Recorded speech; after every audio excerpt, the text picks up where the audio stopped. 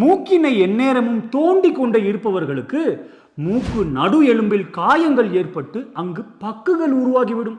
பின்பு அந்த பக்குகளை அகற்ற வேண்டும் என்பதற்காகவே அவர்கள் மீண்டும் மீண்டும் தோண்டுவர். அங்கு அமைந்திருக்கும் மெல்லிய இரத்த குழாய்களான கீசல்பாக்ஸ் பிளெக்சஸ் உடைந்து ரத்தம் வழிய நேரிடலாம். சிலருக்கு அந்த மூக்கு எலும்பில் துளைய ஏற்பட்டு அறுவை சிகிச்சை கூட புரிய வேண்டிய நிலைமை ஏற்பட்டுவிடும். அவர்கள் நகங்களில் இருந்து கிருமிகள் உள் சென்று பல தொற்றுக்கள் ஏற்படும். அது மூளைக்கே கூட ஆபத்தாய் முடிந்து விடலாம். காரணம், மூக்கு பகுதியில் அமைந்திருக்கும் இரத்த குழாய்கள் நேரடியாக மூளையினை அடைபவை.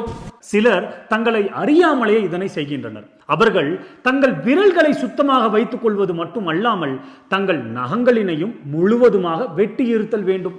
காரணம், அவர்கள் தன்னிலை மறந்து இப்பழக்கத்தில் ஈடுபட்டால் கூட நகங்களினால் உள்ளே கீறல்கள் ஏதும் ஏற்பட்டு விடக்கூடாது. இவன் ஒருவன் நம்மை நிம்மதியாக